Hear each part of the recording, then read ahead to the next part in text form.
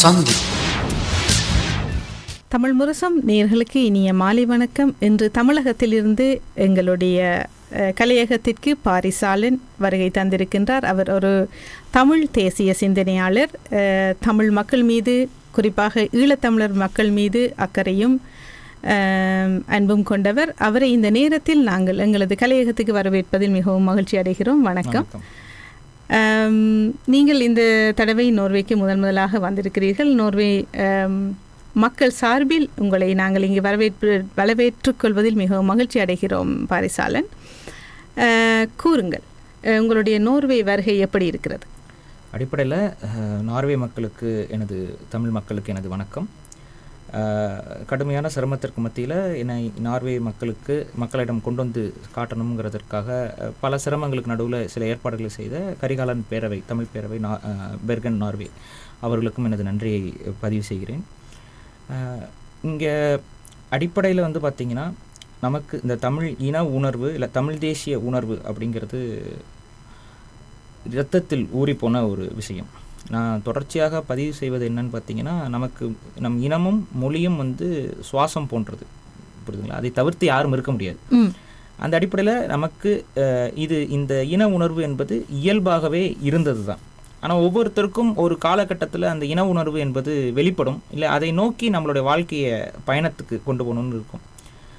அது எல்லா தமிழர்களுக்கும் ஏதோ ஒரு காலகட்டத்தில் அதற்கான வாய்ப்புகள் வரும். அப்படி எனக்கு ஒரு வாய்ப்பு வந்தது பார்த்திங்கன்னா, நீங்கள் என்னுடைய கல்லூரி ஆண்டுகளில் தான் வந்தது. கிட்டத்தட்ட 2012-13 காலகட்டங்களில், உங்களுக்கு தெரியும், அந்த காலகட்டத்தில் தான் அந்த பிபிசி டாக்குமெண்ட்ரிஸ், அதுக்கப்புறம் சேனல் 4 ஆவணப்படம், இதெல்லாமே நமது இனப்படுகொலை சார்ந்த ஆவணங்களில் இணையதள காலகட்டத்தில் மக்களிடம் கொண்டு வந்து சேர்த்து கொண்டிருந்த காலம். அதில் பார்க்கும்பொழுது ஒரு தமிழனா நம்மளால் செய்ய முடியாத, இல்லை நம்ம மக்களுக்கு ஏற்பட்ட துயரம் என்ன அப்படிங்கிறத அந்த காலகட்டத்தில் தான் நேரடியாக பார்க்குறேன். ஏன்னா தமிழர்களை பொறுத்த வரைக்கும் நடந்த துரோகங்கள்லாம் என்னன்னு உங்களுக்கு தெரியும். தமிழீழ மக்களுக்கு நடந்த அந்த கொடுமை என்பது தமிழக ஊடகங்களில் காட்டப்படலை.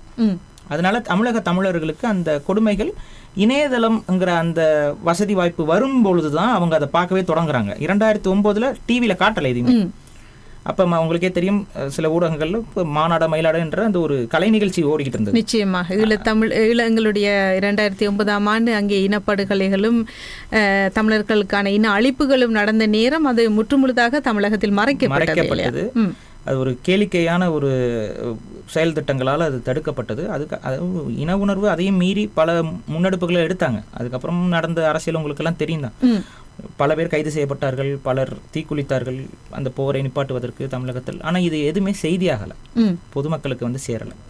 அப்போ அந்த காலகட்டத்தில் எனக்கு அந்த போர் நடந்தது தெரியும், போரில் தமிழர்கள் கொல்லப்பட்டது தெரியும். ஆனால் அவர்களுக்கு என்ன மாதிரியான தீங்கு ஏற்பட்டது, அதை சார்ந்த அரசியல் என்பது தமிழகத்தில் விவாதிக்கப்படவே இல்லை.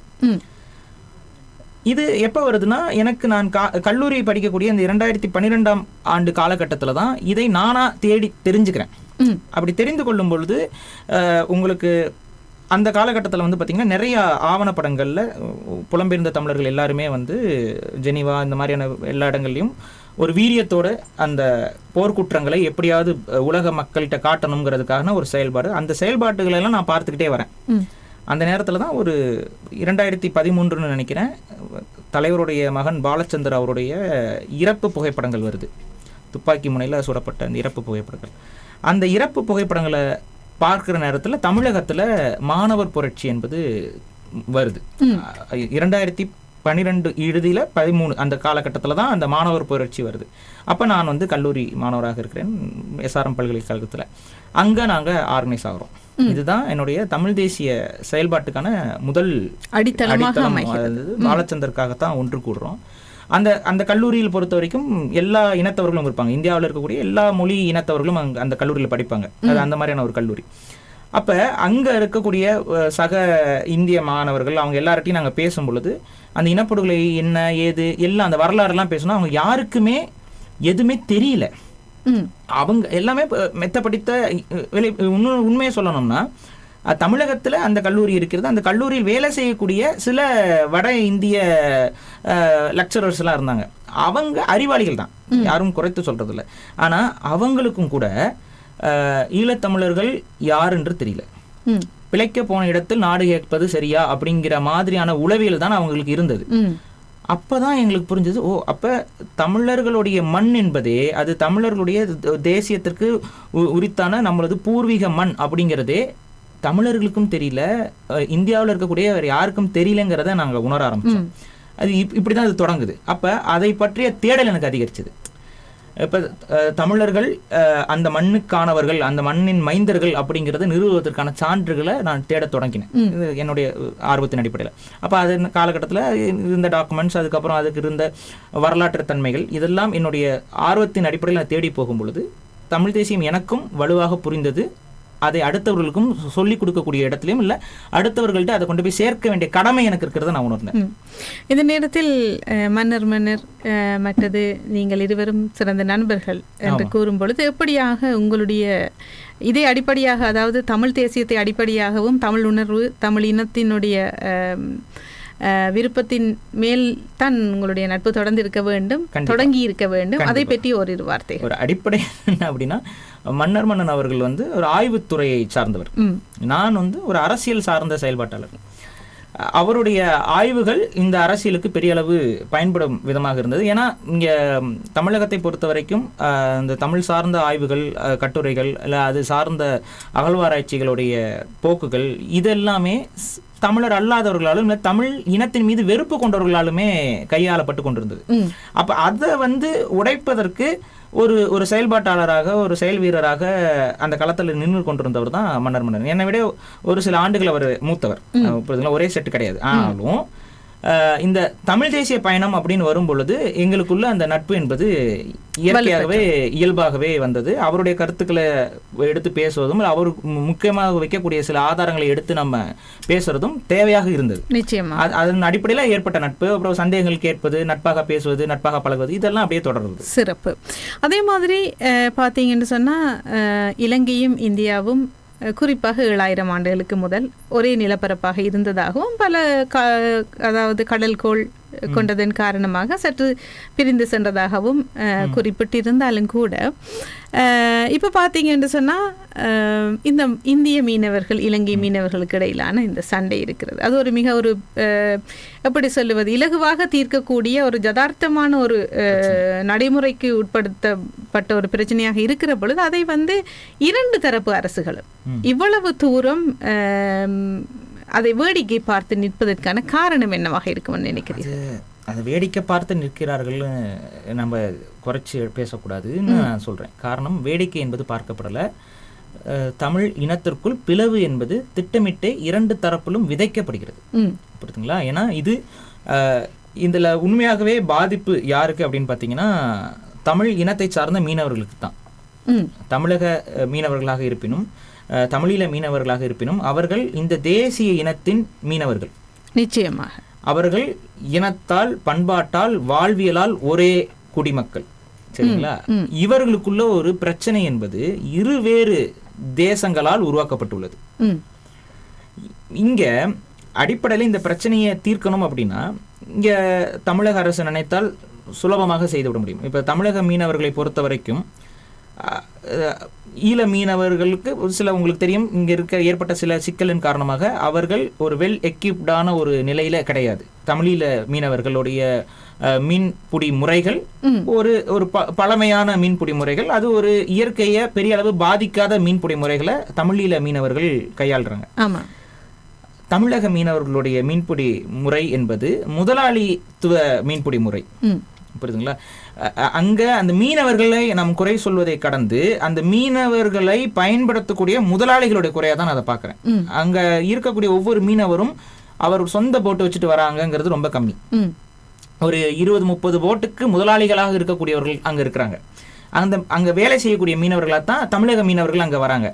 இந்த முதலாளிகளை பொறுத்த வரைக்கும் அவர்களுக்கு லாப நோக்கம் அதிகமா இருக்கு. அதனால இயற்கையை சுரண்டினாலும் பரவாயில்ல அப்படிங்கிற ஒரு தவறான வழிகாட்டல் இருக்குது.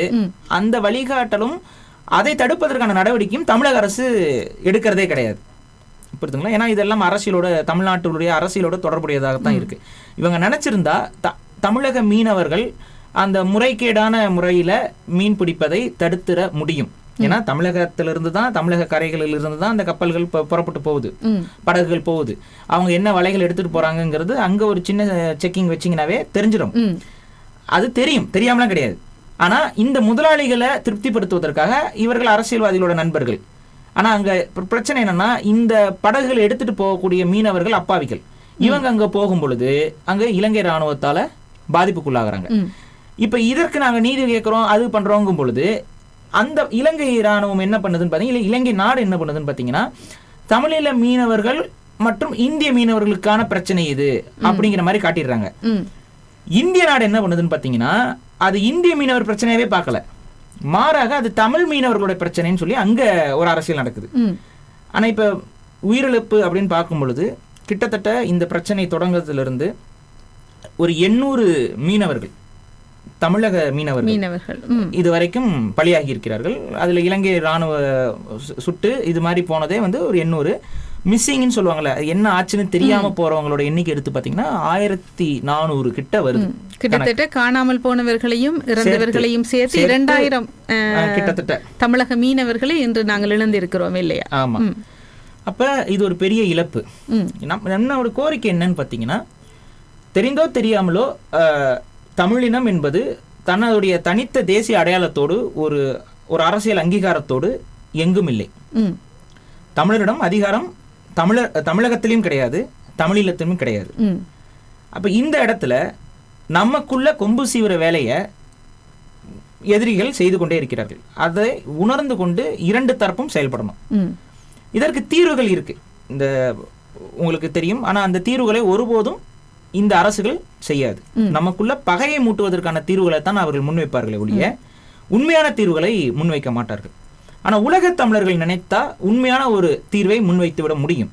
தமிழக மீனவர்களை ரெஸ்ட்ரிக்ட் பண்ணணும். எந்த மாதிரியான ரெஸ்ட்ரிக்ஷன்னா, இயற்கையை பாதிக்காத முறையில் மீன் பிடிக்கலாம், இயற்கையை பாதிக்காத முறையில் என்னென்ன வலைகளை பயன்படுத்தணுமோ, எந்த மாதிரியான மீன்பிடி முறைகளை பயன்படுத்தணுமோ, எந்தெந்த காலகட்டத்தில் மீன் பிடிக்கணுமோ அதை கொஞ்சம் ஸ்ட்ரிக்டா தமிழக மீனவர்களை ஃபாலோ செய்ய வச்சுட்டா, அவங்கள கொஞ்சம் ரெஸ்ட்ரிக்ட் பண்ணிட்டா தானாவே இந்த பிரச்சனை முடிஞ்சிடும். இதை உலக தமிழர்கள் நம்ம உணர்ந்து செயல்பட்டா சரியாக இருக்கும். இது சில தனித்த முதலாளிகளுடைய தூண்டுதலால் தான் தமிழக மீனவர்களும் தவறான முறைகேடான மீன்பிடி இடத்துக்குள்ள மாற்றாங்க. அதையும் புரிஞ்சுக்கலாம். அவங்களும் இவர்களும் ஒன்றே, புரியுதுங்களா? நிச்சயமாக. இருந்தாலும் இந்த நேரத்தில் அந்த நீங்கள் சொன்னது போல் ஓரின மக்களுக்கு இடையில் அவர்கள் ஏற்படுத்த முயல்கின்ற அந்த கசப்பு தன்மையை இரண்டு பக்க மீனவர்களும் புரிந்து கொண்டு சரியான அதற்கான நடவடிக்கைகளை மேற்கொள்ளும் பொழுது இதை நாங்கள் தவிர்த்து கொள்ளலாம். என்று சொன்னால் எங்களுக்கும் தமிழகத்தில் இருக்கிற எங்களுடைய தொப்புள் கொடி உறவுகளுடைய அந்த எப்பொழுதும் அவர்களுடைய அந்த சப்போர்ட் எப்பவுமே எங்களுக்கு தேவை இருக்கு இல்லையா? அப்ப இப்படியான சின்ன சின்ன விஷயங்கள் எங்களுக்கு இடையில ஏற்படுற இந்த கசப்பு தன்மையானது நிச்சயமா தவிர்க்கப்பட வேண்டியதாகத்தான் இருக்கிறது. கண்டிப்பா.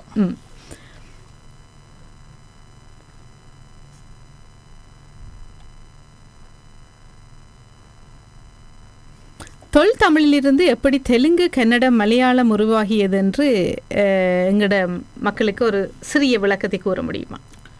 அடிப்படையில் தமிழ் மொழி அதோடைய தொன்மை ஒரு காலத்தில் இந்தியா முழுவதும் இருந்த மொழி. இந்தியா மட்டுமில்லை, இந்த இந்த பிராந்தியம் முழுக்க இருந்த மொழியாகத்தான் தமிழ் மொழி இருந்திருக்கிறது. அந்த தமிழ் மொழி வெளியிலிருந்து வந்த ஒரு குறிப்பிட்ட, அதுவும் ஸ்டெப்பி புல்வெளி பகுதிகளிலிருந்து வரக்கூடிய தடித்த நாக்கு படைத்த ஒரு மனித கூட்டம் அவர்களுடைய சூழல் காரணமாக இந்திய எல்லைக்குள் வர தொடங்குகிறார்கள். அவங்களுக்கு தடித்த நாக்கு இயற்கையாகவே அவர்களுக்கு அவ்வாறு தான் இருந்தது. அப்போ தடித்த நாக்கு கொண்ட அந்த மக்கள் நமது மொழியை பயன்படுத்தும் பொழுது அவர்களால் ஒரு சரியான மொழியாக அவர்களால் பயன்படுத்த முடியல. நம்ம மொழியை எடுக்கிறார்கள், அவங்களுக்கு ஒரு மொழி இருக்கும், பேச்சு வழக்கு இருக்கும், அதையும் கலந்து பயன்படுத்த தொடங்குகிறார்கள். அப்படி உருவாகக்கூடிய மொழிகளாகத்தான் பிரகிருதம் மாதிரியான வட மொழிகள் அப்படின்னு சொல்லலாம். அதில் நிறைய இருக்குது, பாலி, பிரகிருதம், இந்த மாதிரி நிறைய மொழிகள் வடமொழிகள்னு ஒரு வகைப்படுத்தல் இருக்குது. அந்த பிரகிருத மொழி, இந்த வடமொழி சொற்கள் தமிழில் கலக்க தொடங்கிய காலகட்டத்தில் தான் தமிழிலிருந்து இந்த நீங்கள் பார்க்கக்கூடிய தெலுங்கு, கன்னடம், அதுக்கப்புறம் ரொம்ப சமீபத்தில் மலையாளம் அப்படிங்கிறதுலாம் உருவாகுது. இதுதான் ஒரு மேலோட்டமான பார்வையாக வைக்க முடியும். ஆனால் இது இயற்கையாக நடந்ததா இல்லை செயற்கையாக நடந்ததா அப்படிங்கிறதையும் நம்ம இதற்குள்ள கணக்கில் எடுத்துக்கொள்ளணும். இது இயற்கையாக நடந்த விஷயம் அல்ல. இது அவ்வாறு வந்த நபர்கள் இந்த மக்களுடைய ஆளுமையை பெற வேண்டும் அப்படின்னா அவர்களுக்குள்ள ஒரு பிரித்தாளும் சூழ்ச்சிங்கிற இருக்கணும். ஒட்டுமொத்த மக்களும் ஒரே மொழியை பேசி கொண்டிருந்தால் அது அவர்களை கண்ட்ரோல் செய்வதற்கோ இல்லை அவங்கள தங்களுக்கு ஏற்ப பயன்படுத்திக் கொள்வதற்கோ இல்லை அவங்களுடைய வாழ்வியலில் ஒரு உயர்ந்த இடத்தை பிடிப்பதற்கு பிரச்சனையாக இருக்கும். அப்படிங்கிறதுனால அவங்க என்ன பண்ணாங்கன்னா, படிப்படியாக இந்த மக்களுக்குள் ஊடுருவி அங்க அவங்களுடைய வாழ்வியலையே மாற்றினார்கள். அந்த வாழ்வியலோடு மூல இனத்தின் மீது வெறுப்பையும் விதைத்தார்கள். இன்னைக்கு இந்திய புராணங்கள்லாம் நீங்க எடுத்து பார்த்தீங்கன்னா, அங்க ஒரு அசுரர் அப்படின்னு சொல்லி ஒரு கதாபாத்திரம் இருக்கும். இப்ப ராமன், இது எந்த புராணங்கள் எடுத்துக்கொள்ளுங்க, அந்த அசுரர்கள் ராமாயணத்தில் கூட அந்த அசுரர்களுடைய உருவம் அப்படின்னு சொல்லும் பொழுது சுருட்டை முடி, பெருத்த உடல், அதுக்கடுத்து கருத்த நிறம், அதுக்கப்புறம் தடிமனான உடல்வாகு, இதெல்லாம் அசுரர்களுக்கு இவர்கள் கொடுக்கக்கூடிய உடல் மொழி. இது யாருடைய உடல்வாகுன்னு உங்களுக்கு நன்றாகவே தெரியும். இது தமிழ் இனத்துடைய ஒரு மூல இனத்துடைய இந்த உடல்வாகு தான் இவைகள். இந்த உடல்வாக அவர்கள் ஒரு எதிரான உடல்வாகத்தான் அவங்க வச்சாங்க. இவர்கள் அரக்கர்கள் என்றும் அசுரர்கள் என்றும். இப்போ நீங்கள் எடுத்துக்கிட்டீங்கன்னா ராமாயணம் எடுத்துக்கொள்ளுங்கள். ராவணன் ஒரு நல்ல சிவபக்தன். நல்ல சிவபக்தன் எப்படி ஒரு பெண் பித்தனாக இருக்க முடியும்? புரியுதுங்களா? அப்படி பெண் பித்தனாக இருக்கும் பட்சத்தில் அவருக்கு எதற்கு சிவன் வரம் கொடுக்க முடியும்? அப்ப அந்த புராணங்கள் எல்லாம் இவங்க என்ன பண்றாங்கன்னா, ராவணன் என்ற ஒரு உயர்ந்த அரசன், அவன் மீது காழ்ப்பு கொள்கிறார்கள். காழ்ப்பு கொண்டு ஒரு கற்பனையாக ஒரு கதையை உருவாக்கி அந்த அரசன் ஒரு தீவன் போலவும் அவன் வீழ்ச்சி அடைந்தது போலவும், ராவணன் தோற்றாரா இல்லையா அப்படிங்கிறது விவாதத்துக்கு உட்படுத்தினீங்கன்னா அந்த ஒட்டுமொத்த புராணமுமே பொய்யினாய் போயிடும். அப்ப இது எல்லாமே அவர்களுடைய ஒரு காழ்ப்புணர்ச்சியின் வெளிப்பாடாகத்தான் இந்த புராண கதைகள் எல்லாமே இங்க கட்டமைக்கப்படுது. அப்ப இதை நம்ம இன்னும் கொஞ்சம் நுணுக்கி ஆய்வு செஞ்சு பார்த்தோம் அப்படின்னு பார்த்தீங்கன்னா, இப்ப ராமாயணத்தை எடுத்துக்கோமே ஒரு பேச்சுக்கு. இங்க ராவணன் தென்னகத்தை ஆண்டவன், இலங்கை இந்த பகுதியில் ஒரு அரசனாக இருக்கிறார். அதுவும் உண்மை. அது ராவணன் என்பது கற்பனை கதாபாத்திரம்லாம் கிடையாது. இந்த ராவணனுடைய பண்புகள் அப்படிங்கும்பொழுது அவரோட உருவம் இதெல்லாம் சொல்லும் பொழுது 10 தலை அப்படிங்கிற அது உண்மை. என்னன்னா, இந்த உருவகங்கள் எப்படி கொடுக்கப்பட்டது என்றால், இப்போ நம்மளோட வழிபாட்டு தெய்வங்கள்லாம் பார்த்தீங்கன்னா பல கைகளோடு இருக்கிறதெல்லாம் நீங்கள் பார்த்துருப்பீங்க. அதற்கு பொருள் என்னன்னா, ஒவ்வொரு கையிலும் ஒவ்வொரு ஆயுதம் இருக்கும். அது எதை குறிக்கிறது என்றால், இந்த கலையில அவங்க சிறந்தவர்கள் என்பதை காட்டுவதற்கு ஒரே கையில் எல்லாத்தையும் கொடுத்துட முடியாது. அப்போ ஒரு 2-3 கையை எக்ஸ்ட்ரா வச்சு இதை கொடுக்கறது மூலமா பார்வையால் மக்கள் புரிந்து கொள்வார்கள், ஓ இதுல இவர் சிறந்தவர் அப்படின்னு. அதே போல 10 தலை கொண்ட ராவணன் என்பது அவன் 10 கலைகளை கற்றறிந்தவன்ங்கிறதான் பொருள். ஒவ்வொரு கலைகளிலும் தலை சிறந்தவனாக இருந்ததால் அந்த 10 கலைகளையும் தலையாக கருதி ராவணனாக ஒரு உருவம் 10 தலை கொண்டவன் அப்படின்னு சொல்லி இது பண்றாங்க. அவர் அதுல ஜோதிடம் அடங்கும், அதுல மொழியியல் இருக்குது, எல்லாத்துலயும் ஒரு இசை எல்லாம். அப்ப இப்பேற்பட்ட ஒரு பேர் ஆற்றல் கொண்ட ஒரு அரசனாக இருந்தவர் தான் ராவணன். ஒரு சரியான ஒரு நிர்வாகியும் கூட. இவரோடு வடக்கிலிருந்து வந்த யாரோ ஒரு அரசன் நிலத்தகராறு செய்கிறான். நிலத்தகராறு இது பாத்தீங்கன்னா, இது ஒரு பெண்ணை மையப்படுத்திய விஷயமே கிடையாது. இங்கே இதில் பெண்களாக காட்டப்பட்டவர்கள் நிலங்களே. சீதை என்ற ஒரு பெண் இருந்ததில்லை. சீதை என்பது நிலம். அது நீங்க சீதையோட பிறப்பு எப்படின்னு நீங்க எடுத்து பார்த்தீங்கன்னா, வரம் கேட்பாங்க, அப்போ நிலத்திலிருந்து வந்தாங்க அப்படிங்கிற அந்த கதை அவர்களிடமே இருக்கு. அதுக்கப்புறம் சீதையை அடுத்து என்ன பண்ணாங்க, நிலம் திறந்து நிலத்துக்குள் போய்விட்டார்கள்னு வரும். அதுக்கு பொருள் என்ன? எதற்கு சீதையை பற்றி சொல்லும் பொழுது நிலத்தை ஒப்புமையாக எடுத்து கொண்டு கையாள்கிறார்கள்? ஏன்னா சீதை என்பது நிலம். இதில் அதாவது ஒரு பார்வையாளராக அல்லது ஒரு ரசனை உள்ளவராக உங்களிடம் கேட்கும் கேள்வி என்னென்னு சொன்னால், இதை ஒரு கதையை அல்லது ஒரு புராண கதையை ஒரு மனிப்புலேஷன் செய்கிற ஒரு விஷயம் இருக்கு இல்லையா? அப்படி நீங்கள் அந்த சீதை என்கின்ற அந்த உருவத்தை நீங்கள் நிலமாக வர்ணிக்க முயற்சி செய்வதாக எடுத்துக்கொள்ளலாமா, அல்லது இதுதான் உண்மையாக இருக்கும் என்று கூறுகிறீர்களா? அதுக்கான காரணங்கள் தான் சொல்றேன். இப்ப இதை நம்ம மேனிப்புலேட் பண்ணல, அவர்கள் தான் மேனிப்புலேட் பண்ணியிருக்காங்க. காரணம், ராமாயணம் ஒரு கதை அல்ல.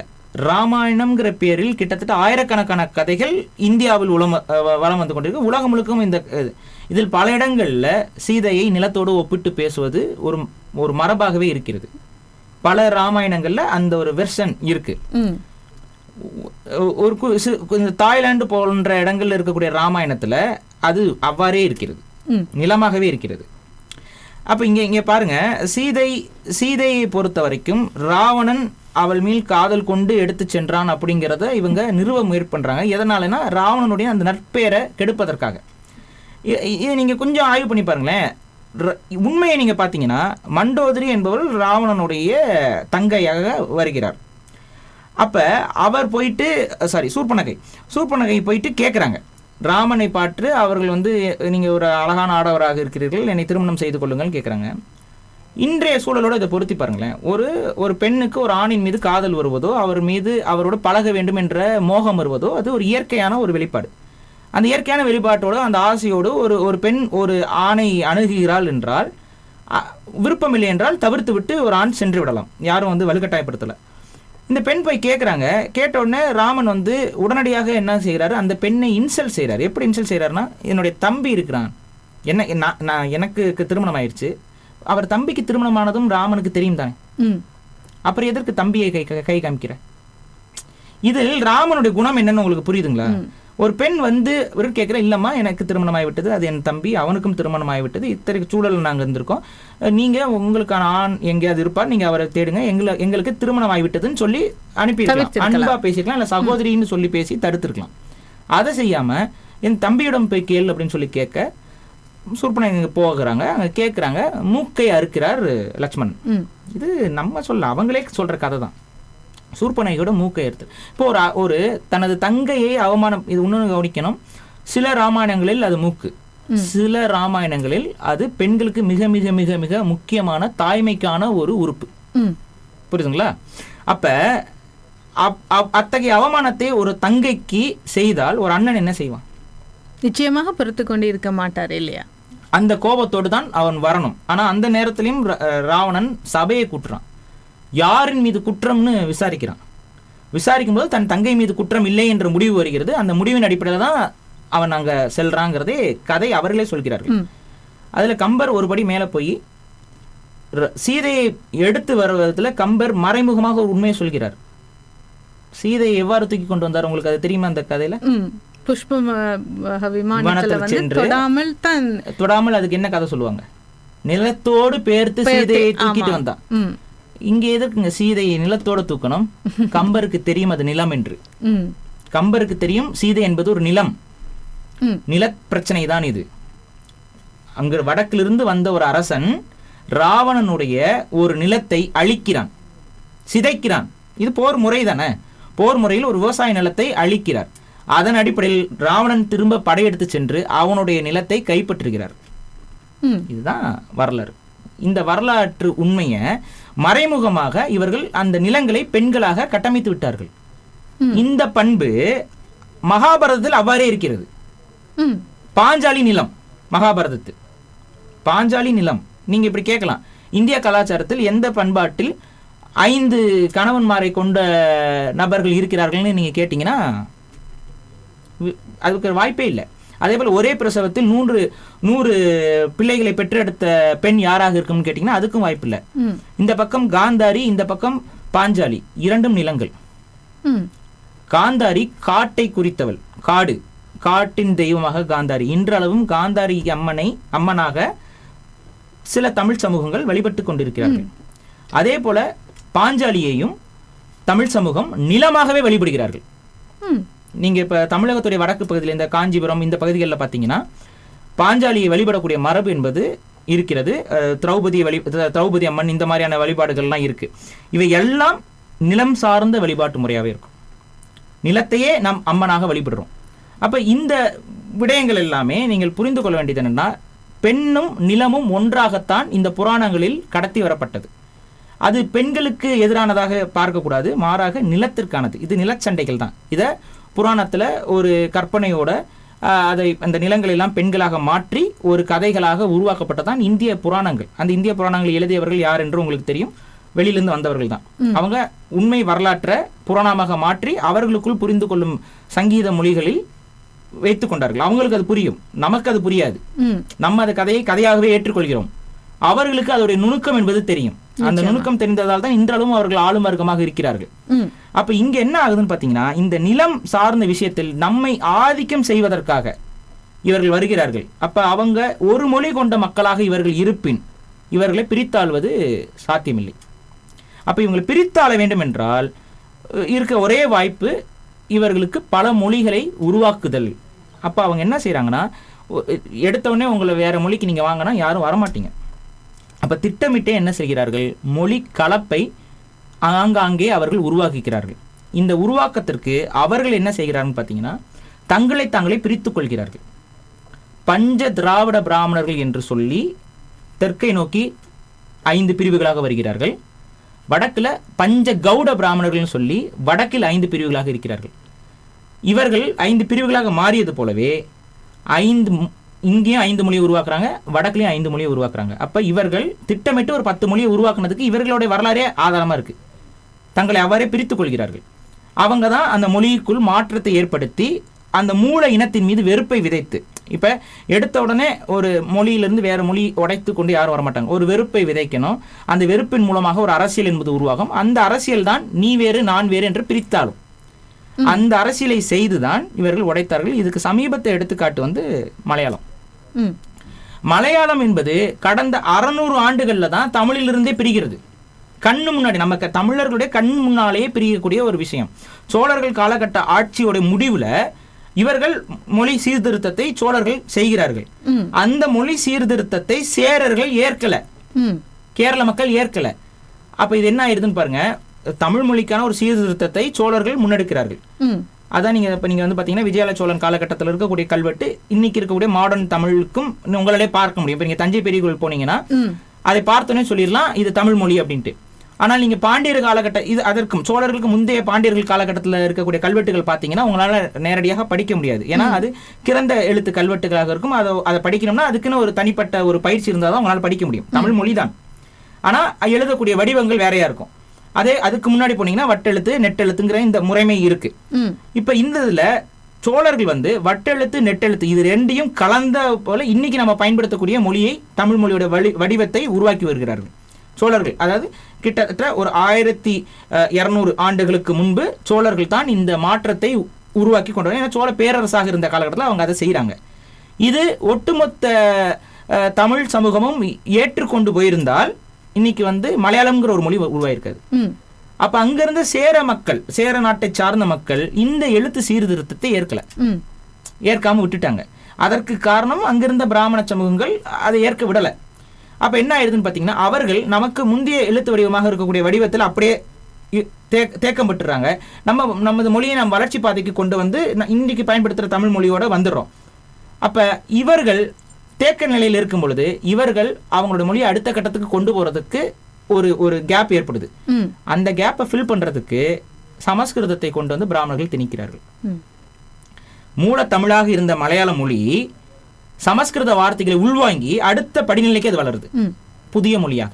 ஆனால் எழுத்து முறையில் பார்க்கும் பொழுது, அதாவது சேர மன்னர்கள் வந்து தமிழை அடுத்த கட்டத்துக்கு கொண்டு வரும் பொழுது மலையாளம் வந்து இப்போ இருக்கிற எழுத்து மொழி எப்படி இருக்கிறது? அது வந்து பழந்தமிழ் முறையில் இருக்கிறதா அல்லது சமஸ்கிருதம் கலந்த முறையில் இருக்கிறதா? நீங்கள் ஒரு விஷயம் என்னன்னா, இதை வந்து நீங்கள் இப்போ இங்கே நார்வேல இருக்கக்கூடிய மக்கள் நீங்கள் ஒரு பரிசோதனை செய்து பாருங்களேன். இங்கே உங்களோட நார்வே நண்பர்கள் இருப்பாங்க.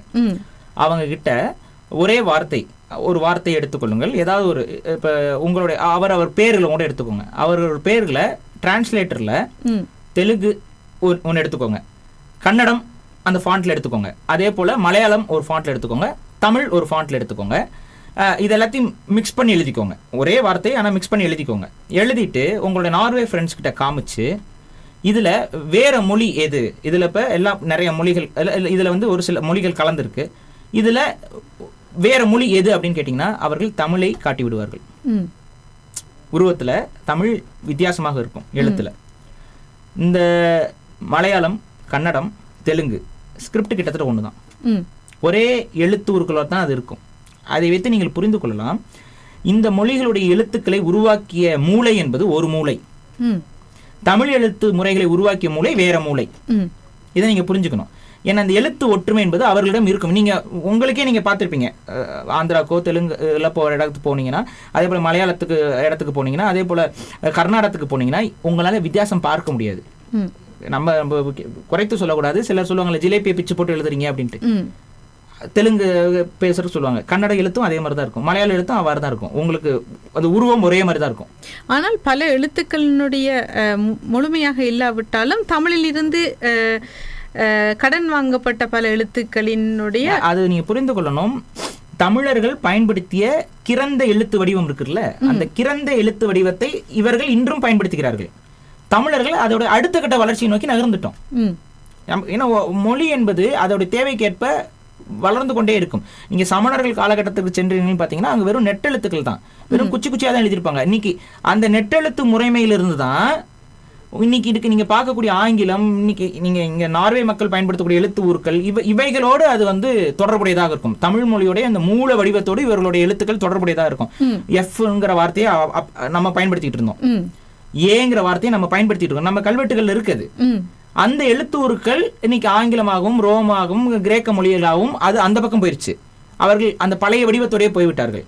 அதற்கு முந்தைய வடிவம் ஒன்று இருக்கு பாத்தீங்களா, அது உருவ வடிவம், எழுத்து வடிவம் அல்ல, உருவ வடிவம். ஒரு வார்த்தைக்கும் ஒரு வரைபடம் இருக்கும், பிக்டோகிராஃபி என்று சொல்வார்கள். அந்த வடிவத்தை தான் சீனர்கள், ஜப்பானியர்கள், அதுக்கப்புறம் இங்க பக்கம் இருக்கக்கூடிய மக்கள், காமிர்களை சொல்லலாமா, எகிப்தியர்களுக்கும் தமிழுக்கும் நெருக்கமும் அதிகம், புரியுதுங்களா? ஏன்னா எடுத்துட்டு போயிட்டாங்கன்னு நம்ம சொல்ல முடியாது, அது ஒன்றாக வளர்ந்த பகுதியான கூட சொல்லலாம். ஏன்னா தமிழர்களுக்கும் எகிப்தியர்களுக்கும் இருக்கக்கூடிய அந்த முறைமை இருக்கு பாத்தீங்களா, அது வந்து சிந்து சமவெளி தமிழர்களுக்கும் ரொம்ப நெருக்கம்.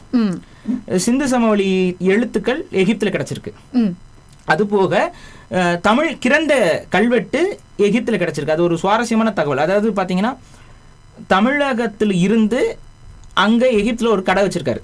அந்த கடை வேற ஒன்றும் கடையும் கிடையாது, நம்மளுடைய அந்த ஆயுத உற்பத்தி, அதுக்கப்புறம் அந்த மெட்டல் பேஸ்டு அந்த இரும்பு கத்தி செய்யறது, இந்த மாதிரியான ஒரு கடை ஒன்று வச்சிருந்திருக்காரு. அந்த கடையை அவர் அங்க நடத்தி கொள்வதற்கு எகிப்திய அரசர் ஒரு ஆணையை வந்து பிறப்பிச்சிருக்காரு. அந்த ஆணையை எகிப்திய மொழியில, அதுக்கப்புறம் அந்த காலகட்டத்தில் இருந்த இன்னொரு மொழியிலையும் அது பதிவு செய்யப்பட்டிருக்கு. அதுக்கு அடுத்து இந்த கடையோட முதலாளி இருக்காருல்ல, அவர் தன்னுடைய மொழியிலையும் அதை பதிவு பண்ணியிருக்காரு, தமிழ் மொழி. அதாவது அந்த அரசன் கொடுத்த ஆணை, இந்த கடையை நான் நடத்தி கொள்வதற்கு உரிமையை அரசர் கொடுத்திருக்கிறாரு, ஃபேரோ கொடுத்திருக்காருங்கிற கருத்து. அது ஒரு கல்வெட்டே நமக்கு கிடைச்சிருக்கு. இதுல இருந்து உங்களுக்கு புரிந்து கொள்ளலாம் எகிப்தியர்களுக்கும் தமிழர்களுக்கும் இருந்த நெருக்கம் என்னன்னு. நிச்சயமா தமிழ் கல்வெட்டு, வேற மொழி கல்வெட்டு அங்க கிடைக்கல. அப்புறம் வந்து பாத்தீங்கன்னா உங்களுக்கு அந்த அலெக்சாண்டர் காலகட்ட கல்வெட்டுகள் கிடைக்கும். ஏன்னா அலெக்சாண்டர், உங்களுக்கு தெரியும், அலெக்சாண்ட்ரியாங்கிற அந்த ஊரை அங்க உருவாக்குனார்கள், அங்க படையெடுத்து ரோமானியர்கள் கிரேக்கர்கள்லாம் போனாங்க. அந்த காலகட்ட எழுத்தூர்கள் நமக்கு கிடைச்சிருக்கு அவங்க இதுல. அதற்கு முந்தையே தமிழர்கள் அவர்களோட நட்பு பாராட்டி இருந்திருக்கிறார்கள், வணிகம் செய்திருக்கிறார்கள். இது ஒரு பெரிய சான்று. அப்ப இதுதான் மொழியுடைய வளர்ச்சி. அப்ப இந்த ஆரம்ப காலகட்ட அந்த உருவ வரைபடம் இருக்கு பாத்தீங்களா, அந்த மொழி சிந்து சமவெளி மக்களுடைய பயன்பாட்டில் இருந்த மொழி. இப்ப அவங்க அது ஒரு எடுத்துக்காட்டு சொல்லணும்னா, ஒரு 7 கோடுகளை போட்டுட்டு ஒரு மீனுடைய வடிவம் இருக்கும். இந்த சிந்து சமவெளி எழுத்து முறைகளை வந்து படிக்கும் பொழுது ஆரம்பத்தில் இருக்கக்கூடிய வெளிநாட்டு ஆய்வாளர்களுக்கு வந்து அதை படிக்க முடியல. ஏன்னா அவங்க தமிழ் மொழியில அதை படிக்க முயற்சிக்கவே இல்லை. அவங்க சமஸ்கிருதத்திலையும் பிரகிருதத்திலையும் அதை படிக்க பார்த்தாங்க, அவங்களுக்கு அதுக்கு பொருள் வரல. அப்ப இது என்னவா இருக்கும் அப்படின்னு சொல்லி பார்க்கும் பொழுது அதுக்கப்புறம் பிற்காலங்கள்ல தமிழ் ஆய்வாளர்கள் இது தமிழ் மொழி தான் அவர்கள் எழுதியிருக்கிறார்கள்னு எப்படி சொல்றீங்கும் போது இந்த எழுமின் அப்படிங்கிற அந்த வார்த்தை அதற்கு காரணமா இருந்துச்சு. காரணம் என்னன்னா, அந்த பாண்டியர்கள் பயன்படுத்தக்கூடிய மீன் சின்னம், அந்த ஒரு சின்னதா வரைகிற போல ஒரு மீன் இருக்கும், ஒண்ணு ஒரு வளைவு 2 கோடு கீழே, அதுதான் மீனுடைய உருவம். அந்த மீனுடைய உருவத்தை போட்டு ஒரு 7 கோடு போட்டிருக்காங்க. அது என்னது, மீனுடைய கோடை போட்டு 7 கோடுன்னு. அப்புறம் அது அந்த அந்த விஷயம் எதை குறிக்குதுன்னு பார்த்தீங்கன்னா, ஏதோ ஒரு காலத்தை கணிக்கக்கூடிய ஒரு பதிவாக இருக்கு.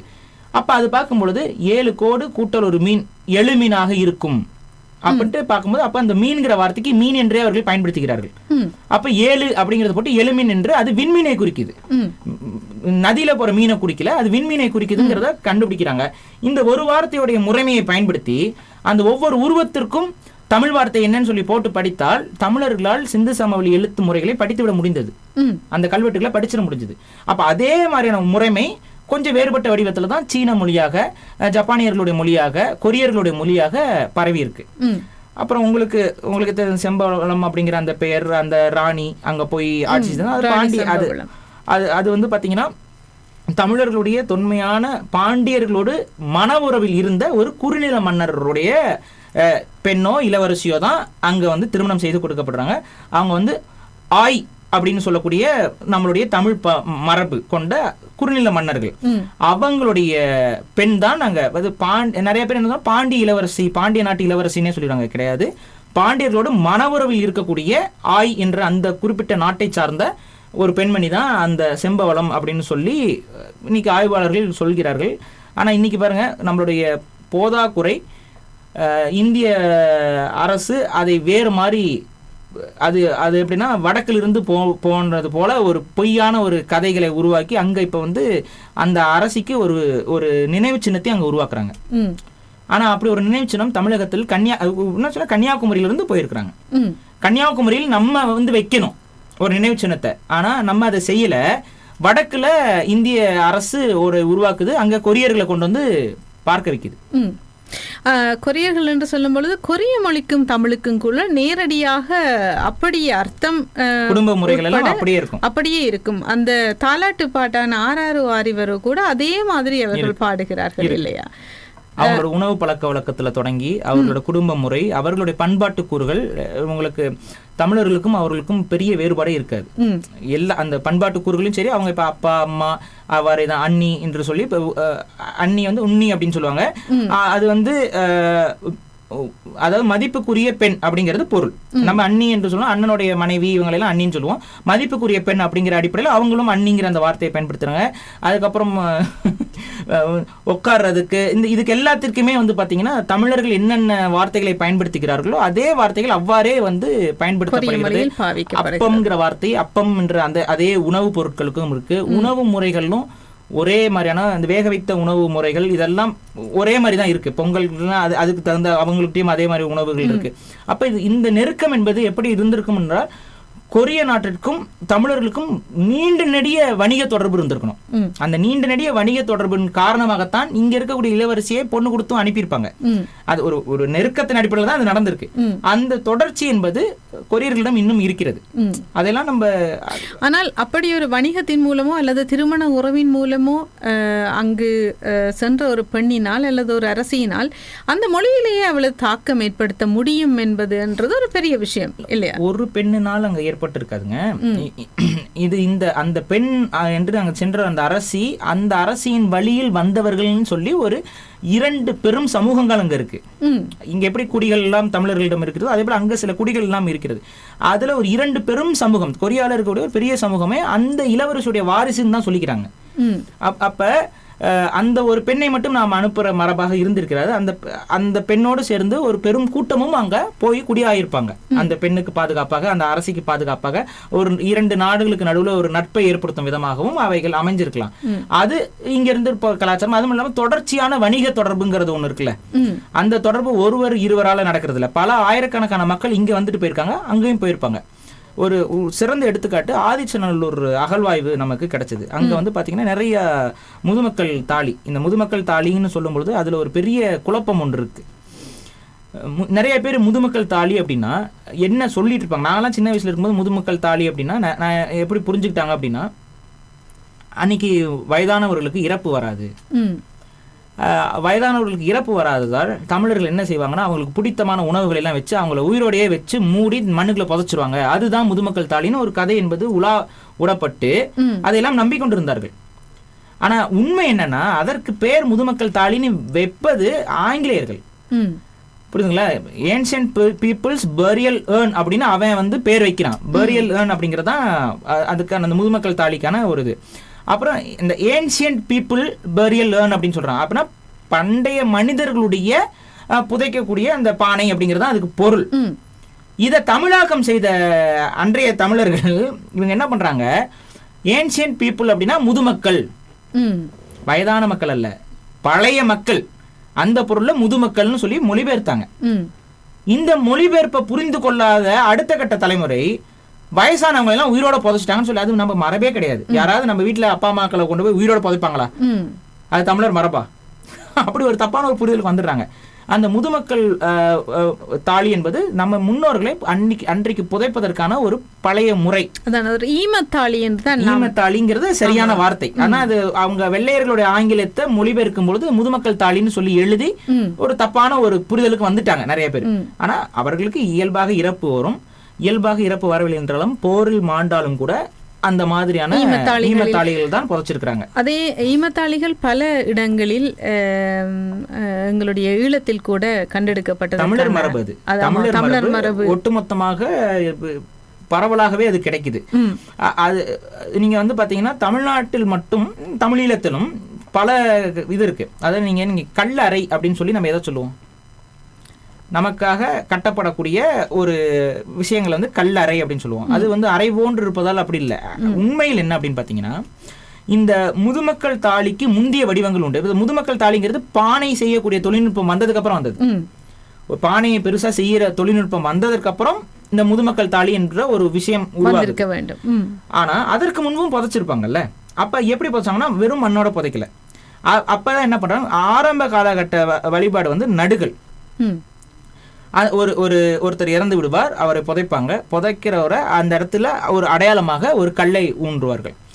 இந்த முறையில ஆரம்ப காலகட்டத்தில் ஒரு கல்லை மட்டும் ஊன்றல, மாறாக அவர்களை புதைத்த இடத்தை சுற்றி கற்களை ஊன்றினார்கள். அதுதான் வந்து கல்வட்டம்னு சொல்லுவாங்க. இதுதான் ஆரம்ப காலகட்டம்.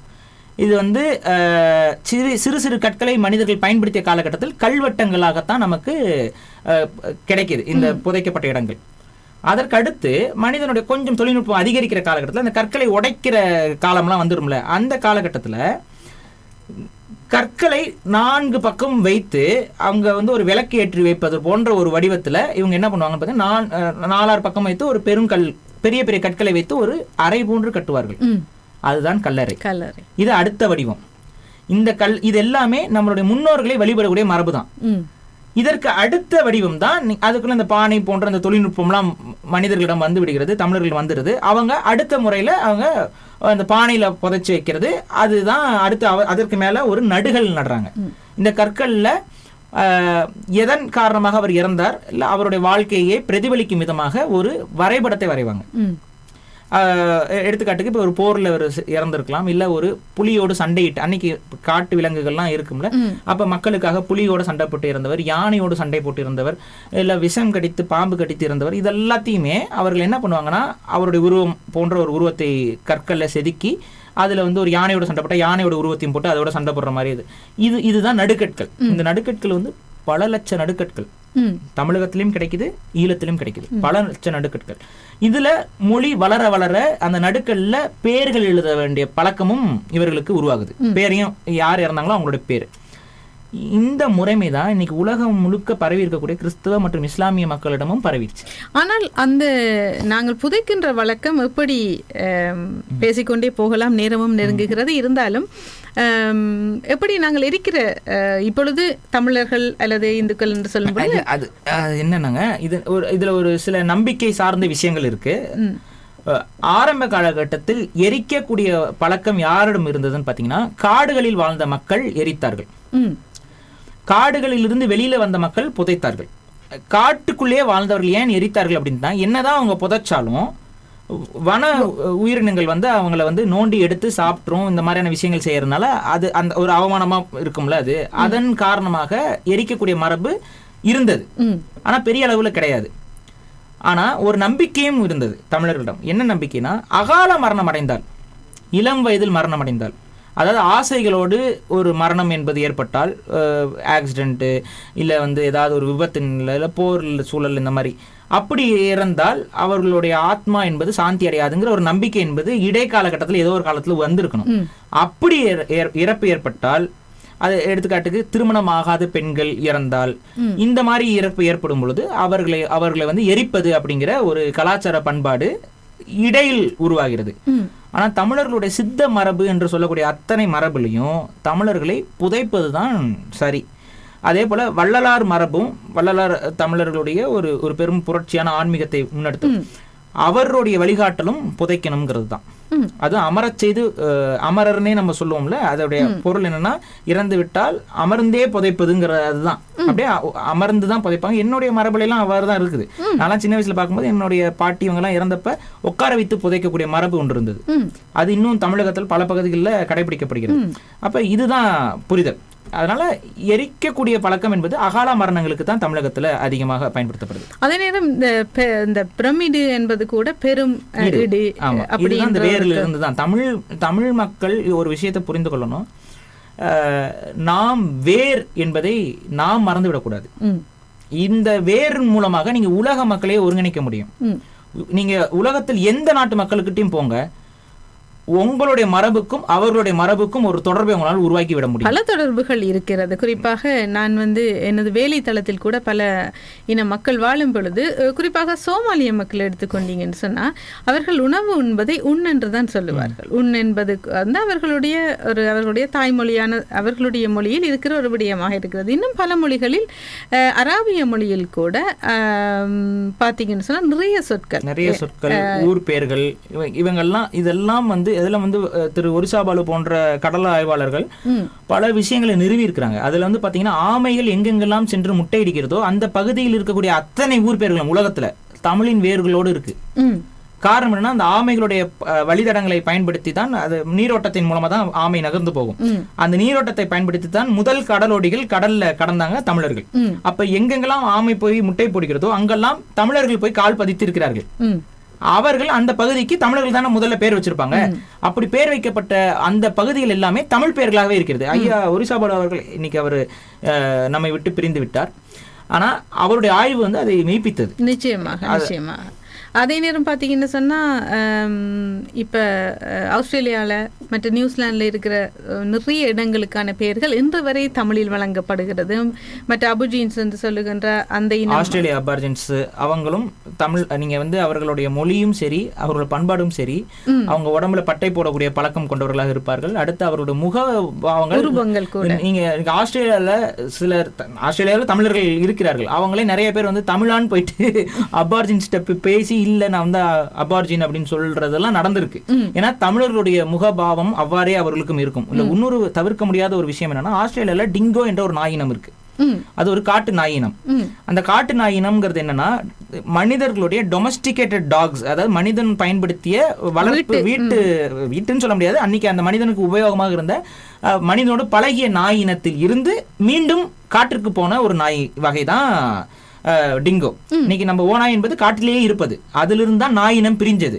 இந்த நாய் திரும்ப காட்டுக்குள்ள போயிருச்சுன்னா போனதுதான் டிங்கோ.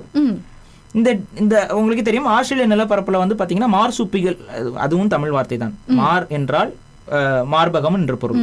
அதிலிருந்து சூப்பி பாலை உரியக்கூடிய உயிரினங்கள் தான் மார்சூப்பியல். இந்த மார்சூப்பியல் அது வந்து நீங்க மார்சூப்பியல் அப்படிங்கிறதுக்கு ஆங்கிலேயர்கள் என்ன விளக்கம் கொடுத்துட்டாங்கன்னு பாத்தீங்கன்னா, ஒரு பை போன்ற வடிவத்தை கொண்ட ஒரு உயிரினம், வயிற்றுல பை போன்ற ஒரு வடிவத்தை கொண்ட உயிரினம்னு அவங்க விளக்கம் கொடுத்துருக்காங்க. ஆனா அது தூய தமிழ் வார்த்தை. அதற்கு ஏன் அந்த வார்த்தை வந்தது என்றால், நமது குழந்தைகள், நம்மை போன்ற பாலூட்டிகளோட குழந்தைகள் எல்லாமே முழுமையான வளர்ச்சிக்கு பின்னால் தான் அவர்கள் பிறப்பார்கள். ஆனா கேங்குரு போன்ற மார்சூப்பியல் உயிரினங்கள் முழு வளர்ச்சி அடைவதற்கு முன்பாகவே பிரசவித்து விடும். அந்த பிரசவித்த ஒரு கங்காரு எவ்வளவு பெருசா இருக்கும் உங்களுக்கே தெரியும். ஆனா அந்த கங்காரோட ஒரு குட்டி வந்து பாத்தீங்கன்னா சில இன்ச்சுகள் தான் இருக்கும், ஒரு 2-3 இன்ச்சு தான் இருக்கும், புழு போல இருக்கும். அது என்ன பண்ணும்னா, கங்காருவோடைய மாறில் இருக்கக்கூடிய பாலை குடித்து வெளியில் வந்துதான் வளர்ச்சி அடையும். திரும்ப ஒரு சில மாதங்களாக வெளியே வருது. இதை தமிழர்கள் கண்டு பார்த்து தான் அதற்கு பேர் மார்சூப்பியல் என்று பெயர் வைத்தார்கள். கங்காருகளுடைய பழைய பெயர் மார்சூப்பியல். இது தூய தமிழ் வார்த்தை, புரியுதுங்களா? இது ஏன்னா இதெல்லாம் எதற்குன்னா, அந்த ஆஸ்திரேலியன் அபார்ஜின்கள் வந்து தமிழர்கள் காட்டு. அதுல நான் சொன்ன பாத்தீங்கன்னா டிங்கோன்ற அந்த நாய் இனம், இந்த நாய் இனத்தை மரபணு பரிசோதனைக்கு சமீப காலகட்டத்தில் ஒரு 5-6 ஆண்டுகள் ஆனது. மரபியல் பரிசோதனையில் ஆய்வு செய்து பார்க்கும் பொழுது அது தமிழகத்திலிருந்து அந்த நாய்கள் போயிருக்குங்கிறத உறுதிப்படுத்தி விட்டார்கள். தென்னிந்திய பகுதியில் வாழக்கூடிய நாய்களும் டிங்கோவும் ஒரு காலகட்டத்தில் ஒரே நிலப்பரப்பில் வாழ்ந்திருக்கக்கூடிய உயிரினங்கள்னு மரபணு சான்றுகள் இன்னைக்கு ஆய்வுகளாக நிற்கிறது. இதுல இருந்து நமக்கு என்ன தெரியுது? கடலோடிகளான தமிழர்கள் ஆஸ்திரேலியாவில் முதலில் போய் குடியாயிருக்கிறார்கள். அவ்வாறு அவர்களோடு கூட கடலில் சென்றதுதான் இந்த நாய்கள். இவ்வளவு பெரிய கடல் அது நீந்தி போல. தமிழர்களோடு சென்றது. அவர்கள் அந்த மொழி கொஞ்சம் கொஞ்சமாக சிதைவடைந்து மாறி அதோட வேரிலிருந்து, ஏன்னா எழுத்து வடிவம் இல்லாத மொழியாகத்தான் அது இருக்கிறது. அப்ப அப்படியே அவங்க மாறிடுறாங்க. அப்ப ஆஸ்திரேலியன் அபார்ஜின்ஸை அவர்களுடைய இனம் சார்ந்து ஆய்வு செய்யும் போது அவர் தமிழர்களோடு தான் நெருக்கம் அவர்களுக்கு அதிகம். அப்படி ஒரு கருத்து இருக்கும் பொழுது அதே நேரம் குமரிக்கண்டம் பல கண்டங்களை இணைத்து வைத்திருந்ததாகவும் அது கடல்கோள் கொண்டதன் காரணமாக அந்த கண்டங்கள் பிரிந்து சென்றதனால் அங்கு வாழ்ந்த மக்கள் அப்படியே அங்கே வாழ்ந்தார்கள். அது அறிவியல் ரீதியான அது முரண்பாடாக போய்விட்டது.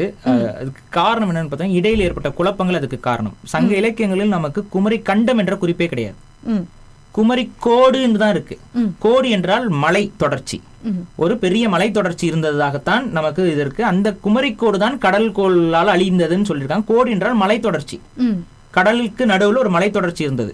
இன்னைக்குமே பார்த்தீங்கன்னா அந்த கடல் சார்ந்த அளவுகோல் மேப் ஒன்று இருக்கும். அது எத்தனை அடியில் கடல் இருக்கிறது அப்படிங்கிறது அளவுகோல் எடுத்து பார்த்தீங்கன்னா இலங்கை மற்றும் தமிழக பகுதி ஒரே பகுதியாக, இப்போ நீங்கள் சொன்னீங்களா இந்த மன்னார் இந்த பகுதிகள் வந்தெல்லாம் ஒன்னா ஒட்டி இருக்கும். ஒரு பெரிய நிலப்பரப்பு தெரியும். அதுக்கு அடுத்து இலங்கைக்கு நேர் கீழே ஒரு பெரிய மலை தொடர்ச்சி உங்க கண்ணுக்கு தெரியும். புரியுதுங்களா? அதாவது இலங்கைக்கு நேர்கீழே ஒரு பெரும் மலை தொடர்ச்சி, அநேகமாக அதுதான் குமரிக்கோடாக இருந்திருக்க வேண்டும். அப்ப இந்திய நிலப்பரப்பு, இலங்கை நிலப்பரப்புக்கும் கீழே ஒரு பெரும் மலை தொடர்ச்சி, ஒரு குச்சி போன்ற வடிவில் ஒரு கோடு. அதனாலதான் கோடு என்று தமிழர்கள் அதை அழைத்திருக்க வேண்டும். இதுல எங்க இந்த கண்டம் என்றது மாறி, கண்டம் என்றால் கான்டினென்ட் என்ற பொருள். இந்த கண்டம் என்பது எங்க இருந்து வந்ததுன்னு பாத்தீங்கன்னா தமிழகத்தில் வந்த ஒரு யூத பெண்மணி அவங்க தியோசபிக்கல் சொசைட்டின்னு ஒரு சொசைட்டியை உருவாக்குறாங்க. அவர்களுடைய ஆய்வுல ஒரு தவறான ஒரு மிஸ்லீடா அவங்க பண்றாங்க. அதுதான் இந்த லெமூரிய கண்டம். அந்த காலகட்டத்தில் அது ஏன் லெமூரிய கண்டம்னு பேர் வந்துச்சுன்னா, நம்ம மடகாஸ்கர் இருக்குல்ல, ஆப்பிரிக்கா பக்கத்தில் இருக்க மடகாஸ்கர், இந்த மடகாஸ்கர் பகுதி, இலங்கை பகுதி, அப்புறம் இந்த ஆஸ்திரேலியா, இந்த பகுதிகள் எல்லாம் இந்த லெமூர் என்ற ஒரு உயிரினம் இருக்கிறது. லெமூர் என்றால் தேவாங்கு, தேவாங்கு உயிரினம். அந்த அதை திரு மாசா விக்டர் அவர் ஒரு தெளிவான ஆய்வு சொன்னார். லெமூர் என்றதுக்கும் இலை மறை அப்படிங்கிற பேர் தான், இலைக்கு பின்னால் மறைந்து கொள்ளக்கூடிய உயிரினம்ங்கிறதா இலை மறைங்கிறதா லெமூர் என்று மாறியதுன்னு அவருடைய ஆய்வு சொல்லாய்வு சொல்லுது. அந்த லெமூர் என்ற அந்த தேவாங்கு உயிரினம் மடகாஸ்கரில் இருக்கிறது, தமிழகம் மற்றும் இந்த ஆந்திர பகுதி இந்த காடுகள்ல இருக்கு, அதுக்கு அடுத்து இலங்கையில் இருக்கு, அப்புறம் ஆஸ்திரேலியால இருக்கு. அப்ப அவர் என்ன நினைக்கிறாருன்னா, இந்த லெமூருக்கு நீந்த தெரியாது, அது இழந்துடும். அப்ப இந்த லெமூரால் நீந்தி இந்த பகுதிகளுக்கு வந்திருக்க முடியாது, இது அதிகமாக இடமும் பேராது. இப்போ உங்களுக்கு எப்படின்னா, லெமூர் மைக்ரேஷன் கொண்ட ஒரு உயிரினம் அல்ல, அது மரத்தில் வாழும், மரத்திலேயே மடியும், காலம் முழுக்க மரத்தில் மட்டுமே வாழக்கூடியது. அதுவும் அதோட பிறப்புல இருந்து இறப்பு வரைக்கும் அது பெரிய அளவு மரத்தை கூட டிராவல் பண்ணாதுன்னு சொல்லுவாங்க. குறைந்தபட்சம் ஒரு 20-25 மரத்தோடய அதோட வாழ்க்கையை முடிச்சுக்கும். அப்படி இருக்கக்கூடிய உயிரினம் கடல் கடந்து நீந்தியோ இடம்பெயர்ந்தோ போகிற ஒரு உயிரினம் அல்ல. ஆனால் இது எப்படி பல கண்டங்கள்ல இருக்கு. அப்ப அவர் ஒரு ஹைப்போதசிஸ் வச்சாரு, இவை எல்லாம் ஒரு காலத்தில் ஒரே நிலத்தொடர்ச்சியில இருக்கணும் அப்படின்னு சொல்லி அவர் ஒரு புரிதலுக்கு வந்தாரு. அந்த புரிதலின் அடிப்படையில அப்படி ஒரு கண்டம் இருந்திருக்க வேண்டும், அதற்கு பேர் லெமூரியா கண்டம்னாரு அவர். லெமூர்கள் எல்லாம் ஒன்றாக வாழ்ந்த கண்டமாக, அதுக்கு பேர் லெமூரியா கண்டம்னு அவர் ஒரு ஹைப்போதிசிஸை வச்சாரு. ஆனா அந்த காலகட்டத்தில் இந்த டைட்டானிக் பிளேட் ஷிஃப்ட் இந்த மாதிரியான புரிதல்லாம் மனிதர்களிடம் கிடையாது. அவரு இதை முன்வைக்கிறாரு. ஆனா இன்னைக்கு அதெல்லாம் வந்துருச்சு. இந்த உலகத்துடைய இந்த மேல் படிவங்கள் எவ்வாறு உள்ள நகர்ந்து இருக்கிறது, இந்த இதெல்லாம் நமக்கு இன்னைக்கு முழு கிளியர் கிடைக்குது. அன்னைக்கு அவர் இல்லாதனால அது லெமூரிய கண்டம்னு ஒரு ஹைப்போதிசிஸை வச்சாரு. இந்த ஹைப்போதிசிஸை இந்த தியோசபிக்கல் சொசைட்டி வேற மாதிரி எடுத்துக்கிறாங்க. இவங்க என்ன பண்றாங்கன்னு பாத்தீங்கன்னா, தமிழர்களுடைய பண்டைய பேர் நாகர்கள். தமிழர்கள் இன்னைக்கு நம்ம தமிழ் மொழியின் அடிப்படையில் நம்மை அடையாளப்படுத்திக்கிறோம் தமிழர்கள் என்று. நீங்க மகாவம்சம் மற்றும் வரலாறுலாம் படித்தீர்கள் என்றால் நாகர்கள்ங்கிற ஒரு இனத்தை குறிப்பிட்டிருப்பார்கள். அந்த நாகர்கள் வேற யாரும் இல்ல, தமிழர்கள் தான். நமது பெயர் இன்று தமிழர்கள். தமிழ் மொழியை உருவாக்கியதற்கு பின்பு நாம் தமிழர்கள். தமிழ் மொழியை உருவாக்குவதற்கு முன்பு நமது பெயர் நாகர்கள். ஏன் நமக்கு நாகர்கள் என்ற பெயர் வந்தது என்றால், நாக்கு, நாக்கை பயன்படுத்திய மக்கள். அகர், அகர் என்றால் இடம் என்று பொருள். நாவை பயன்படுத்திய மக்கள்ங்கிறது தான் அகர், நாகர். நாகத்திற்கும் ஏன் நாகம் என்று பெயர் வருகிறது என்றால், என்று நாக்கை அது பயன்படுத்தும். ஒரு பாம்புனாவே உங்களுக்கு தெரியும், அதோட நாக்கை வெளியில விட்டு தான் அது பண்ணும். அப்ப நாக்கை அகமாக கொண்டதுதான் நாகம். அப்ப இந்த நாகர் என்பது நாக்கை பயன்படுத்தி முதலில் பேசிய மக்கள் நாகர்கள், தமிழர்கள் தான். அவர்களுடைய பழைய பேர் நாகர்கள். இந்த இந்த நாக்கு இந்த அடிப்படையில் தான் நாவாய் என்ற வார்த்தையெல்லாம் வருது. நாவாயோடைய பேர் பார்த்தீங்கன்னா வாய் என்றால் முன்பகுதின்னு பொருள். வாய் என்றால் நம்மளுடைய முகத்தில் முன்னாக இருப்பதனால தான் வாய் அது ஒரு வழி. அப்ப நாக்கு போன்ற வடிவத்தில் முன்பகுதியை கொண்டதால் தான் நாவாய். கப்பலுக்கு பேர் நாவாய், நாக்கு மாதிரியே இருக்கும் அதோட வடிவம். அது பார்த்துருக்கீங்களா, கப்பலை நீங்க பார்த்தீங்கன்னா நாக்கு போல இருக்கும். அப்ப இதுதான் தமிழருடைய இந்த தொடர்ச்சி. அப்ப நாக்கை பயன்படுத்திய மக்கள் நாகர். ஆனா இத இந்த அறிவுக்கூடர்கள், இந்த யூத கூட்டம் என்ன பண்ணுதுன்னு பார்த்தீங்கன்னா, நாகர் என்றால் பாம்பு மனிதர்கள்னு ஒரு பொருள் கொள்றாங்க. நாகம் என்றால் பாம்பு, நாகர்கள் என்றால் பாம்பு மனிதர்கள். அதுக்கு என்ன பண்றாங்க, தி ரெப்டிலியன் ஸ்பீசியஸ் சொல்லி கொண்டு வராங்க. மனித இனத்துக்கு முன்பு ஒரு இனம் இருந்தது, அந்த இனம் என்பது முட்டை போட்டது, அது பாம்புகள் போல இருப்பார்கள் அந்த மக்கள். அவர்களை இங்க இருக்கிறவங்க எல்லாம் கடவுளா கும்பிட்டாங்க. அது நாகா வர்ஷிப் என்று சொல்லி நம்ம தமிழகத்தில் நாகத்துடைய வழிபடுறாங்கல்ல, இதனால நாகர் என்று அழைக்கப்பட்டதுன்னு சொல்லி இந்த தியோசபிக்கல் சொசைட்டி ஒரு குருட்டுத்தனமான கிறுக்குத்தனமான கருத்தை கொண்ட ஒரு விஷயத்தை முன்வைக்கிறாங்க. அதை முன்வைக்கும் பொழுது அவங்க என்ன பண்றாங்கன்னா, இந்த லெமுரியா கண்ட கதையையும் எடுத்து இங்க தமிழ்நாட்டில் இருக்க இந்த நாகர் சார்ந்த விஷயத்தையும் சொருகி தமிழ் இலக்கியங்கள் இருக்கக்கூடிய குமரிக்கோடையும் எடுத்து குமரிக்கண்டம்ங்கிற ஒரு புதிய சொற்றொடரை உருவாக்கி விட்டார்கள். இந்த சொற்றொடர் என்ன ஆயிடுச்சுன்னு பார்த்தீங்கன்னா, தமிழர்கள் புரிதல்ல குமரிங்கிற இந்த குமரிக்கண்டம்ங்கிற ஒரு பெரும் கண்டம் இந்த நிலப்பகுதியில் இருந்தது, அது கடல் கோளால் போயிருச்சு, அங்க நம்ம மக்கள் பெரிய அளவு இறந்து விட்டார்கள் அப்படிங்கிற ஒரு புரிதல் நமக்கு வந்துருச்சு. உண்மையில் கடல் கோள் வந்தது உண்மை, அங்க மக்கள் இறந்தது உண்மை. அதனாலதான் நம்மளுடைய வழிபாடு இன்னைக்கு நம்ம வந்து இந்த ஆங்கிலத்துல டெம்பிள்னு சொல்றோம்ல, அதோடைய வேர் சொல் என்னன்னு பாத்தீங்கன்னா தென்புலத்தார் போற்றணும்னு சொல்லி வள்ளுவர் சொல்றாரு. இந்த தென்புலத்தார்கள் வந்து இறந்தார்கள்ங்கிறது நம்ம குறிப்புல இருக்கு. அப்படின்னா தென்பகுதியில் வாழ்ந்த மக்கள் இறந்திருக்கிறார்கள், அந்த மக்களை பிரிந்து வாடிய மக்கள் நம்ம அந்த தென்புலத்தை நோக்கி வழிபட்டு இருக்கிறோம்ங்கிறது நமது மரபு. அப்ப தென்புலத்தார் வழிபாடுங்கிறது தான் தமிழர் வழிபாடும் கூட. அப்ப இந்த குமரிக்கோட்டில் வாழ்ந்த மக்கள் ஒரு பெரும் ஒரு கடல் சீற்றத்துல அவர்கள் அழிந்திருக்கிறார்கள். இன்னைக்குமே தமிழர்கள் வந்து பாத்தீங்கன்னா ஒரு சோகமா உட்காந்துருந்தாங்க அப்படின்னா தமிழர்களுக்குள்ள இயல்பா பேசிக்கிற ஒரு விஷயம் தான், குடியா மூழ்கி போச்சுன்னு கேட்போம். இது ஒரு பழக்கத்துல இருக்கிற ஒரு சாமானிய பேச்சு. அப்ப இந்த குடியா மூழ்கி, குடி என்றால் மக்கள் என்று பொருள். ஒரு காலத்தில் தமிழர்களுக்கு அத்தகைய சோகம் ஏற்பட்டிருக்கிறது. அந்த சோக நிகழ்வு தான் அது நம்மளோட சொற்றொடர்ல ரொம்ப சோகம். இப்ப என்ன குடியா மூழ்கி போச்சு, பேசாம கடை அப்படின்னு சொல்ற ஒரு பழக்கமாகவே நமக்கு அது மாறிவிட்டது. அது ஒரு பேர் இழப்பை தமிழினம் சந்தித்திருக்கிறது, அது உண்மை. ஆனா அது ஒரு கண்டமாக இல்லை, அது ஒரு மலை தொடர்ச்சியாக இருந்திருக்குங்கிறதா இன்னைக்கு நம்ம உறுதிப்படுத்த முடியும். ஆனால் மாதிரி பார்த்தீங்கன்னு சொன்னா மன்னன் கூறுகையில், அதாவது எங்களுடைய ஈழத்தில் கூட இயக்கர் நாகர் அப்படின்னு சொல்லி 2 இனக்குழுக்கள் வாழ்ந்ததை பற்றி அவரிடம் பேசியிருந்த பொழுது, அதாவது எங்களுடைய யாழ்ப்பாணத்தையே நாகதீபம் என்று தான் குறிப்பிடுவார்கள். நாங்கே நாக வழிபாடும் நாகன் என்ற பெயர்கள் உள்ள பல அந்த சில்லுகளும் எங்களுக்கு கிடைத்திருக்கிறது என்று கேட்கும் பொழுது அவர் கூறியிருந்தது வந்து தமிழ் மொழி முதலே இருந்தது என்றும், நாகம் என்பது ஒரு சமயத்தை அடிப்படையாக கொண்டதாகவும் அவருடைய கருத்து இருந்தது. ஆனால் இப்பொழுது உங்களுடைய கருத்துப்படி நீங்கள் சொல்லுகிறீர்கள், அதாவது நாகர்கள் பின் தமிழர்களாக மாறிய என்ற மாதிரி குறிப்பிட்டிருக்கிறீங்க இல்லையா? என்னுடைய கருத்து என்னன்னா, நாகர்கள் இயக்கர்கள் தமிழர்கள். இந்த நாகர்கள்ங்கிறவங்க பண்டைய காலகட்டத்தில் ஒரு வேட்டை சமூகமாக இருந்த தமிழர்களை குறித்த சொல். இயக்கர்கள் என்பது உளவு சமூகமாக தமிழர்கள் மாறியதுதான் இயக்கர்கள், இயக்கம் கொண்டவர்கள் என்ற பொருள்ல இயக்கர்கள் என்ற பெயர் வருது. இப்ப வந்து இந்த இயக்க இளவரசியாகத்தான் குவேணி எல்லாம் இருப்பாங்க. இந்த நீங்க வரலாறு படிச்சீங்க, மகாவம்ச வரலாறு, அதுல நிறைய மாற்று கருத்துக்கள் இருக்குன்னு வைங்களேன். அதுல சில தவறான கருத்துக்கள் இருக்கு, இடைச்சொல்கள் அந்த மகாவம்சத்தில் நிறைய இருக்கு. அது பேசினா பேசிட்டே போகிற மாதிரி ஆயிரும், அதனால அதை விட்டுரும். ஆனா இந்த இயக்கர் நாகர் என்பது ஒரு இனத்தை தான் குறிக்குது. அது தமிழை தாய்மொழியாக கொண்ட ஒரு இனம் தான். அதுல இந்த நாகர் என்பது எனது கருத்து நாக்கை பயன்படுத்தி பேசியதால் அவர்கள் நாகர்கள் என்று அழைக்கப்படுகிறார்கள். ஒரு இயக்கத்தை உருவாக்கியதால், ஒரு இயங்கியலுக்குள் சென்றதால் அவர்கள் இயக்கர்கள் என்று வேறுபடுத்தி காட்டிக் கொள்கிறார்கள். இவர்களுக்குள்ள சண்டையோ சச்சரவோ இருந்ததாகலாம் வரலாறுல நமக்கு எந்த தெளிவும் இல்லை. 2 இனக்குழுக்களாக தமிழர்கள் வாழ்ந்திருக்கிறார்கள், இதுதான் நம்ம புரிஞ்சுக்கணும். இதுல இந்த நாக வழிபாடு இருக்கு பாத்தீங்களா, இந்த நாக வழிபாடு எங்கிருந்து வருது அப்படின்னு பாத்தீங்கன்னா, அது குண்டலினியிலிருந்து தான் வருது. தமிழர்களுடைய தவம் சார்ந்த விஷயத்துல நம்மளுடைய குண்டலினி சக்தியை நாகத்தோடு ஒப்பிடக்கூடிய தன்மை வருகிறது. அதுக்கப்புறம் நமது காலம்னு டைமை வந்து பாம்போடு ஒப்பிடக்கூடிய பழக்கமும் தமிழரிடம் இருக்கு. நீங்கள் சிவனின் கழுத்தில் இருக்கக்கூடிய பாம்பு இதெல்லாம் வந்து காலத்தை குறிக்கிறது. காரணம் என்னன்னா, ஏன் காலத்திற்கும் பாம்புக்கும் ஒரு தொடர்பு ஏற்பட்டதுன்னு நீங்கள் புரிஞ்சுக்கணும். ஒன்று, அன்றைய காலகட்டத்தில் மனிதர்களுடைய இறப்புக்கு பெரிய காரணமாக இருந்தது பாம்புகள். ஒருவருடைய காலம் முடிந்து விட்டது என்றால் அந்த முடிவை அதிகமாக முடித்து வச்சது யாராக இருந்தாங்கன்னு பார்த்தீங்கன்னா பாம்புகள் தான்.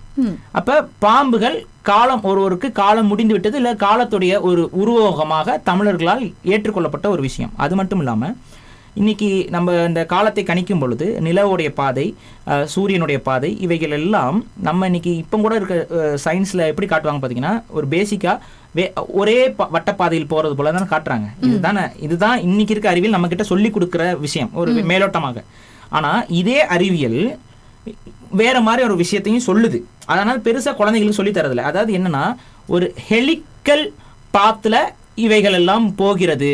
அதாவது சூரியனும் வட்டப்பாதையில் சுத்துகிறது, உலகமும் வட்டப்பாதையில் சுத்துகிறது. ஆனால் சூரியனும் உலகமும் வட்டப்பாதையில் மட்டும் சுத்தல, மாறாக அவங்க ஒரு டிஎன்ஏ போன்ற வடிவத்தில் நகர்ந்து கொண்டே இருக்கிறார்கள் இந்த ஒட்டுமொத்த பிரபஞ்சத்துக்குள்ள.